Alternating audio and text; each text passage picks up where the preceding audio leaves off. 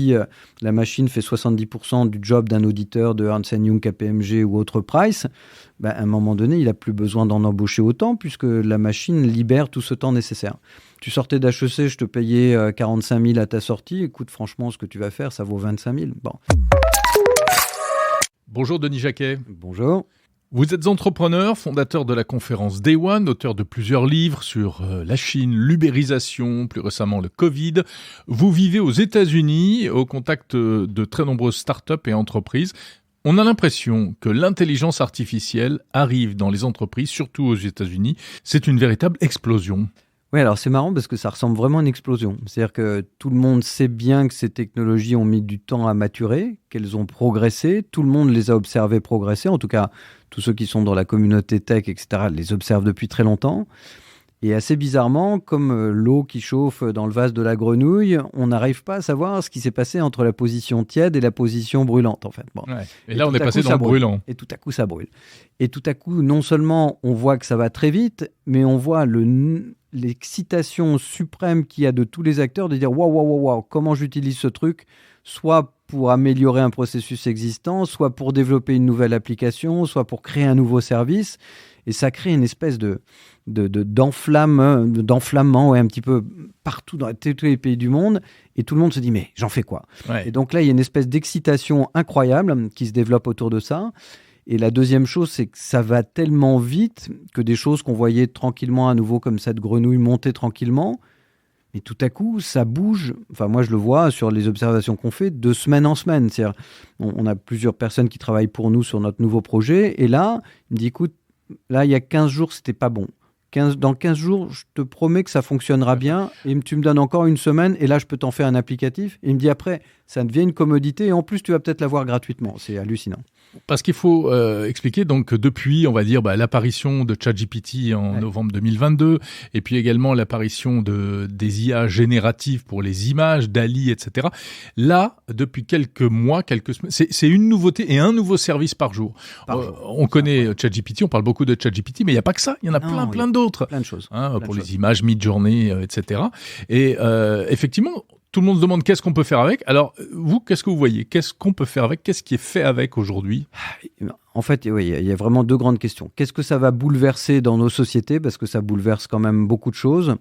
Et toujours avec on va en parler, les conséquences sociétales, on va dire. Exactement. Et puis de l'autre côté, on voit que, alors déjà dans l'univers de la création, qui est moins mon univers, mais le gars avec qui on bosse, qui est un peu versé là-dedans, me fait voir, dans l'univers de la création, de la créativité, de l'artistique, c'est hallucinant. Je veux dire, ils sont capables de faire des choses avec un niveau des images, de la musique, des choses comme ça. De la musique. Enfin, vous allez dans n'importe quel grand musée américain aujourd'hui, le MoMA notamment, qui expose une œuvre numérique est colossale, mais vous pouvez rester toute la journée devant. C'est un émerveillement fantastique.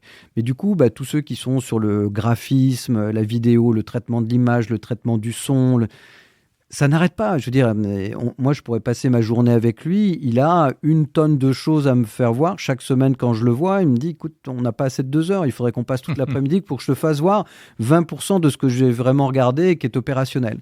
Et il te fait des petites démos et rapides. Tu te dis, mais les champs sont hallucinants.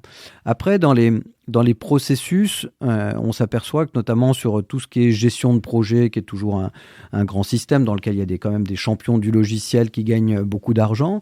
Nous, pour donner un petit exemple, il a enregistré notre réunion qui se déroulait en online avec Google Meet pour ne pas le citer. Le truc nous a tout enregistré. Dès qu'on a fermé, il a fait un résumé de notre conversation. Il a écrit un résumé de notre conversation. Il a extrait les mots-clés de notre conversation. À partir des mots-clés et du profil des personnes qui étaient là, qu'il a analysé entre-temps, il a dit normalement, ces actions devraient être faites plutôt par elle, par lui, par truc, plutôt dans ce type de délai. Et je pourrais vous offrir de faire le suivi, de vous faire les relances, etc. Et en fait, le truc te fait ton outil à la fois CRM et ERP. en quelques secondes, juste sur l'observation d'une conversation de 30 minutes. Mais donc, du coup, après, on peut en déduire tout ce qui peut se passer, je sais pas, dans un call center qui va analyser ça et qui va dire, mais la prochaine étape, et ce client, en fait, il a dit ça, donc tu devrais le relancer pour tel produit. Dire, les applications excitantes et effrayantes sont là devant nous. C'est là maintenant. Et c'est là. Donc, c'est définitivement là. Alors, on peut parler, pour être très concret, de votre nouveau projet actuel qui s'appelle Top Crime. Ça consiste en quoi ? En fait, Top Crime, c'est d'inspirer les managers des entreprises qui n'ont pas le temps de savoir tout ce qui se passe dans le monde et de leur dire, tiens, je t'ai trouvé les meilleurs speakers dans les meilleures conférences du monde entier. Tu vas t'en inspirer parce que si tu écoutes ces gens qui sont en avance sur toi, tu vas pouvoir les réapproprier, prendre une décision et passer à l'action. Et en fait, c'est pour les décideurs, pour les dirigeants d'entreprise, etc. Voilà, les hauts potentiels, même les board members. Et finalement, à partir d'une petite conférence de 10-15 minutes qui vient de Chine, de Corée, d'Israël, de San Francisco, il dit waouh, ils ont fait ça, on fait quoi nous ? Alors ça peut être un sujet très chaud, je sais pas, je suis dans une grande banque française, je regarde ce que fait mon concurrent anglo-saxon dans le métaverse et je dis j'y vais ou j'y vais pas, mais au moins je sais ce qu'il est en train de faire, jusqu'à l'idée de dire waouh, ce truc-là, c'est pas du tout mon univers, mais si on se le réappropriait, on pourrait en faire un truc extraordinaire. Donc du coup, c'est de gagner du temps sur le temps, parce que ces gens-là n'ont pas de temps, de faire la recherche pour eux, la curation pour eux, et de se dire, je me pose pas la question de savoir, est-ce que c'est actuel ? Ils l'ont fait pour moi. De savoir un truc international, parce qu'ils ont fouillé dans tous les pays pour moi. De savoir si le speaker a une vraie réputation, parce que peut-être qu'il raconte n'importe quoi, comment est-ce que je le sais ? Bon. Donc du coup, on fait toute cette curation et cette garantie de la qualité du contenu. Enfin, on fait presque le même métier que pourrait faire un journaliste, c'est assurer une curation de contenu pour te dire que tu n'es pas en train d'écouter des fake news. Bah, c'est un peu la même chose pour le business. Et c'est l'enjeu de l'Internet d'ailleurs aujourd'hui, et encore plus avec ce dont on vient de parler. On peut fabriquer des images, on peut réutiliser des voix, faire parler Obama, Macron, n'importe qui avec sa propre voix, ses propres expressions faciales, et être sûr que c'est vraiment lui que tu es en train de voir. Oui, il faut apporter de la confiance maintenant. Le défi, c'est d'apporter de la véracité, de la confiance. Il y a quelque temps, on a vu ces images du pape dans une doudoune blanche, etc. Et ben, franchement, après tout, c'était pas totalement absurde, c'était un peu étrange, mais ça aurait pu être une vraie image, c'était une fausse image. Enfin bon, et là, on est parti. Ça ne va pas s'arrêter, ça. Pour revenir à Top Crime, donc partant de ce cas précis, pratique, on va dire, vous utilisez des technologies pour faire toute cette curation, donc. Alors déjà, nous, on a une équipe de curateurs humains qui va chercher des contenus partout dans le monde entier, dans toutes les langues. Donc première chose, c'est que mes curateurs qui parlent français ou anglais, ils parlent pas forcément chinois et coréen. Truc extraordinaire, cette technologie qui fonctionnait pas il y a encore 6 mois permet finalement de passer à la moulinette de vidéo, de voir tout de suite par du speech to text la totalité du sous-titrage dans une vingtaine de langues disponibles. Et donc du coup, mon curateur peut tout à coup décider de prendre un contenu auquel il comprenait rien puisque c'était du chinois, parce qu'ils sont rares à le parler, et de dire bah tiens, je peux faire de la curation sur du contenu en chinois, en coréen, en hébreu, en n'importe quoi aujourd'hui. Donc déjà ça, c'est une capacité d'offrir une version internationale. Quand on connaît bien la Chine, on sait que les Chinois conservent les conférences pour eux, parce qu'ils ne veulent pas que le reste du monde apprenne leurs innovations. Donc à partir du moment où on récupère du contenu chinois, parfois on apprend des choses qu'on n'est pas censé apprendre. Vous allez dans une conférence en Chine, si vous n'êtes pas chinois, dans certaines, on vous regarde et on ne vous laisse même pas entrer. Enfin, on vous regarde tellement de façon pressante qu'on dit « Tu veux bien sortir ?» Bon. Et donc du coup, aujourd'hui, ils ne partagent pas. Par contre, eux, ils ont envie de savoir ce qui se passe ailleurs. Donc du coup, ça, c'est une première chose. La deuxième, c'est des outils aujourd'hui qui sont pas forcément... Mais pardon, il faut y accéder à ces conférences, enfin, à ces comptes rendus, à ces vidéos. Quoi. Mais on y arrive, parce qu'après, du coup, avec un certain nombre de techniques, on arrive quand même, ou avec des partenariats qu'on met en place, on arrive à accéder à du contenu dans ces langues. La deuxième chose, c'est qu'on aide nos curateurs à avoir des recherches plus fines, parce qu'avant, comme sur Google, on mettait un mot-clé, puis on récupère, ou sur YouTube, ce qu'on récupère. Là, tout à coup, je veux une conférence en Chine sur l'industrie du numérique spécialisée dans l'électricité. Tout à coup, on lui parle avec une vraie phrase, il comprend le contexte et il vous renvoie bien classifié, bien ordonné, avec un ordre de pertinence incroyable, cette chose-là. Bon. Donc, et ensuite, les curateurs, moi, je leur demande de faire un résumé de la conférence. En 2 phrases, dis-moi ce qu'il dit pendant ces 15 minutes. Là, c'est 2 clics avec ChatGPT. Exactement. Donc là, c'est le rêve. Il extrait aussi les mots-clés.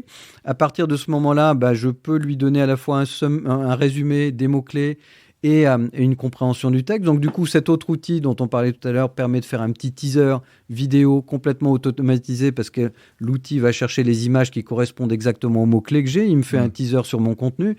Enfin, aujourd'hui, nous, les applications, on en a quasiment 10 en cours de plug, comme dit, qu'on va brancher sur notre service et qui vont être opérationnels tous entre 15 jours pour la plus proche et 1 mois et demi ou 2 mois pour la plus lointaine. Et à des coûts, moi j'avais testé un outil l'été dernier, donc en 2022, qui permettait de faire à nouveau du speech to text. Donc du coup, tu parles, je récupère ton texte, j'en fais un sous-titre, je l'analyse et je te le retranscris en text to speech en 12 à 15 langues différentes, ce qui était déjà une très bonne moi, performance. je vais vous faire une confidence, j'utilise ce type d'outil pour le podcast Monde Numérique dans certains cas, pour en faire une transcription écrite, Exactement. bien sûr.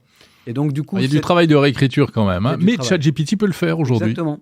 Et donc, du coup, cet outil-là, on s'apprêtait à le payer un prix monstrueux parce que la puissance serveur pour traiter des milliers de vidéos était énorme, donc c'était surtout le coût de traitement de la machine.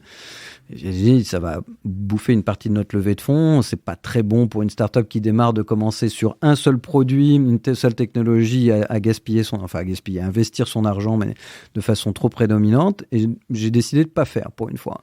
Et bien m'en a pris parce qu'aujourd'hui, cette technologie va me coûter à peu près 20 fois moins cher, elle est beaucoup plus performante et traite 20 langues et en plus, elle scanne le visage et elle adapte même les lèvres et un petit peu du visage au truc. Du lip sync, synchronisation des lèvres. C'est hallucinant.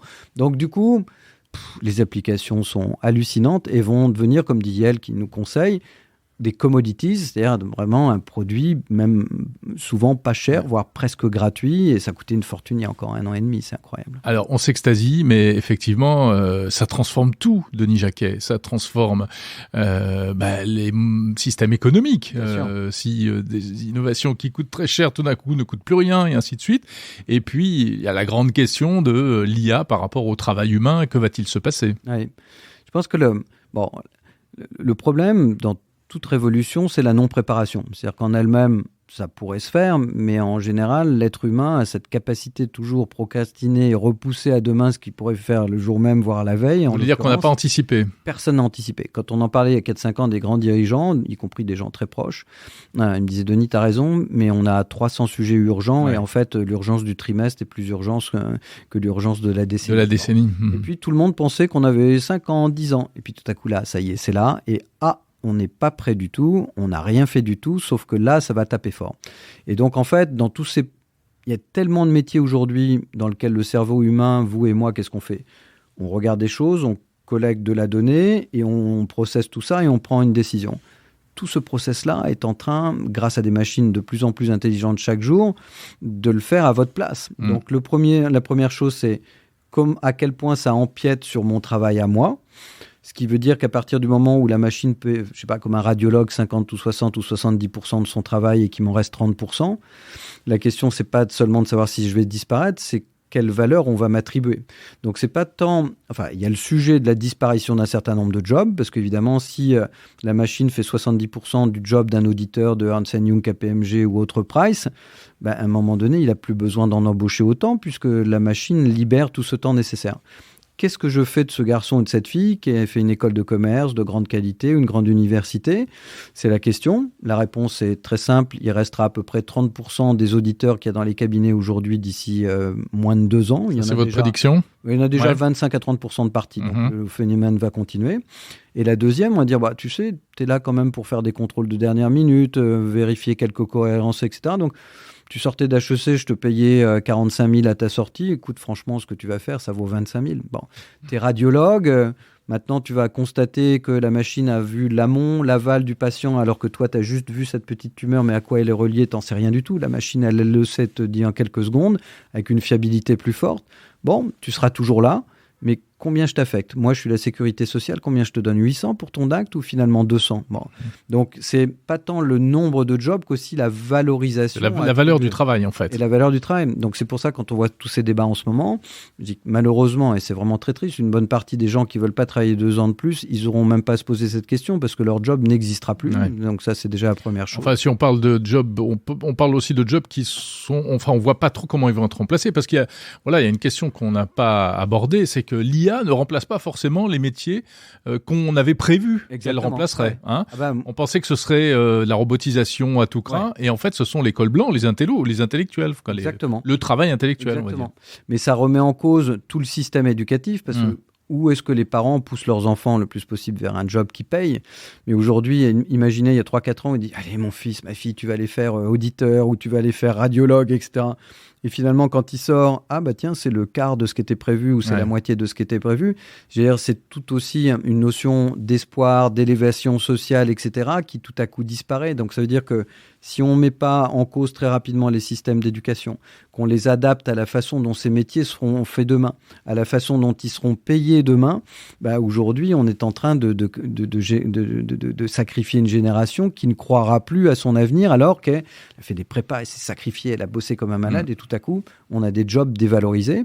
Et bizarrement, puisqu'on est aussi dans l'actualité, les boueurs, il sera toujours là dans 25 ans. Oui, voilà, les boueurs, l'infirmière. Le radiologue, je ne sais pas où il sera. Oui, exactement. Donc, on en a vraiment besoin. Exactement. Et en médecine, notamment, où finalement chaque médecin... Il y a aussi une part de robotisation, mais après, dès qu'on est de l'humain à l'humain, effectivement, là, ça a beaucoup de valeur. Et c'est vrai que dans des usines comme Foxconn, qui a annoncé qu'ils allaient remplacer leurs millions d'ouvriers par 1 million de machines à terme de 10 ans, tous ceux qui travaillent dans l'usine disent oui, c'est vrai, ils remplacent les ouvriers, mais il faut aussi former des ouvriers qualifiés parce que les machines tombent en panne, il faut quelqu'un pour les réparer. Et surveiller. Donc, sur 2 jobs qui disparaissent, il y en a quand même un demi qui se recrée. Mais c'est un demi sur 2. Donc, du coup, il y a quand même beaucoup de gens qui n'existeront plus par l'automatisation, dégradation du nombre de personnes dont on a besoin et dévalorisation de la valeur attribuée à ce travail. Puis de l'autre côté, il y a des jobs de basse qualification qui ont plus tués par la robotisation à outrance que par l'automatisation et qui vont disparaître. Et bizarrement, tous ces jobs qu'on a un petit peu déclassés depuis 40 ans en France, les jobs manuels, les jobs qui nécessitaient un BEP, un CAP, etc. Franchement, aujourd'hui, mon fils qui a un food truck et fait des burgers, j'ai plus confiance dans son avenir que mes 2 autres enfants qui sont sur des jobs plus intello et qui allaient vers des métiers qui sont vraiment en tension. Donc, c'est assez marrant de voir le renversement qui pourrait s'opérer. Peut-être que demain, le rêve de tout gamin, ça sera au contraire de devenir menuisier, charpentier ou autre. Donc, ça pourrait être aussi une espèce d'inversement de la classe. Et puis, tout en haut, il y aura une espèce de top machine, des data scientists de folie, effectivement. Dites pas ça, vous allez faire effrayer tout le monde. C'est réservé à très peu de gens, malheureusement. Bon, on est en plein dans ce qu'on appelle la destruction créatrice schumpeterienne, sauf que créatrice où on dit que 80% des emplois de demain n'existent pas, mais ce sera quoi ces emplois de demain ? Moi, quand on me pose la question, je répète toujours la même chose. Je vois très bien ce qui est en train de disparaître, je ne vois pas ce qui est en train de se créer. Et en tout cas, pas dans la même proportion. Et effectivement, une partie de la clé de cette énigme-là réside dans la productivité. C'est-à-dire la productivité, c'est de l'investissement. Normalement, ça se transforme par de l'emploi. Mais tout à coup, avec une automatisation d'un côté à outrance et robotisation, j'arrive pas à voir comment on va réussir à recréer l'élan d'emploi dont on a besoin. Alors, on a une seule chance en Occident, c'est qu'on n'a plus de démographie. Donc, quelque part, heureusement, il y aura finalement moins de gens pour prendre les jobs. Donc, ça tombe plutôt pas mal. Les vieux seront partis, les jeunes sont pas assez nombreux. Donc, alors en même temps, on n'aura plus de croissance parce que plus de démographie, mais tous les pays vont s'établir comme ça. La Chine n'a pas de démographie, les pays de l'Est en ont aucune, la France en a encore un peu. Bon, mais grosso modo, il n'y a plus de démographie dans le monde, à part en Inde, en Afrique, un peu en Amérique du Sud. Donc, du coup, on va avoir cette espèce de non-croissance, en même temps un début de productivité, mais à chaque échelon de la productivité, il y a forcément quelqu'un en amont, en aval qui va essayer de vous la piquer, parce que moi j'en ai plus, toi tu es en train d'en créer, je vais te la piquer, enfin comme dans la grande distribution, toi le distributeur tu gagnes de l'argent, je te le pique, ou moi le producteur, je te la repique, enfin les grandes négociations des grands distributeurs, c'est en permanence une guerre à celui qui s'accapare la plus grande partie de la marge, ça se résume vraiment à ça, et en fait on va assister à ça. Donc je crains que malheureusement cette productivité, contrairement aux autres destructions dites schumpeteriennes, n'aboutisse pas à des emplois massifs parce qu'on ne voit pas comment on va créer des emplois massifs. Enfin, moi je ne vois rien d'arriver de massif. Je vois des transformations, des gens qui vont faire leur métier différemment, mais demain aucune usine ne va réemployer 100 000 ouvriers, ça n'arrivera plus. Personne va tout à coup, des radiologues, on va en former de moins en moins, des médecins de moins en moins. Et c'est déjà le cas d'ailleurs, parce que effectivement, moi je discutais avec un de nos anciens ministres de la Santé l'autre soir, il me dit, néanmoins, ça va faire de meilleurs médecins. Parce qu'il dit, finalement, même les grands spécialistes connaissent que leur spécialité, mais ils ne savent pas ce qui se passe en avant et en aval. Tout à coup, la machine va leur donner une data qui permet de mieux comprendre leur spécialité. Donc ils vont devenir meilleurs, les meilleurs. mais c'est tout. Voilà, donc du coup, le médecin généraliste, il me dit, avec moins de 12 questions, on isole 92% des cas et on sait faire un bilan à peu près correct. Donc la machine va le faire très facilement. Le médecin va être là en exécutant. Donc la question, c'est combien il va accepter, combien la sécurité sociale va accepter de le payer demain. Demain, on se soignera avec ChatGPT en décrivant ses symptômes. Ça peut être assez amusant. ChatGPT, lui, en lui-même, il ne va pas parce qu'il... Pour l'instant, il n'a pas la connaissance. Il n'a pas la connaissance nécessaire. Non. Mais si demain, des outils comme ça ont accès à votre bilan médical, à votre historique médical, à celui de vos parents. Plus à des données au niveau mondial, etc. De données, de savoir si vous êtes dans une ville où la pollution est... Donc, il va prendre tout un tas de facteurs externes qui sont énormes et lui peut statistiquement, d'un outil comme ça, après dire, voilà, vos facteurs de risque, un peu comme quand on donne notre ADN et on dit, tiens, tu as des facteurs génétiques, etc., qui pourrait te pousser à avoir plus cette maladie, il va pouvoir donner des indications incroyables. Oui, mais il pourra prescrire des traitements aussi, non ? Et à partir de là, faire des diagnostics. Mais peut-être aussi prescrire des traitements qui ne sont pas ceux qu'on imaginait jusqu'ici. C'est-à-dire de dire, tiens, pour toi, c'est plutôt l'acupuncture, enfin je dis n'importe quoi, mais des traitements qui ne sont pas forcément médicamenteux et qui vont permettre peut-être aussi d'élargir les chakras, parce que quand on traitait de charlatans ceux qui faisaient faire de la méditation aux patients en phase terminale et qu'on s'est aperçu qu'en fait, ils gagnaient des semaines ou des mois de vie, qu'il y avait un réalignement cellulaire, qu'il était mesuré, même qu'on pouvait le mesurer chromatiquement par des trucs, on s'est dit, en fait, c'est pas des conneries, ça marche vraiment. Et donc ça, c'est vraiment impressionnant. Donc il va peut-être pouvoir aussi nous ouvrir à d'autres choses. Mais c'est vrai que c'est... Il y aura sans doute aussi beaucoup de charlatans et de chatbots charlatans. Il y aura des charts latents. Charts latents, exactement. Ça va forcément arriver. Ils vont nous produire du deepfake de façon... ça va être du vrai faux, comme on disait dans le textile. Ouais. Exactement. Merci Denis Jacquet, entrepreneur et donc... créateur, fondateur de la toute nouvelle start-up TopCrim. Voilà, aux États-Unis et en France pour l'instant. Ouais. Merci beaucoup.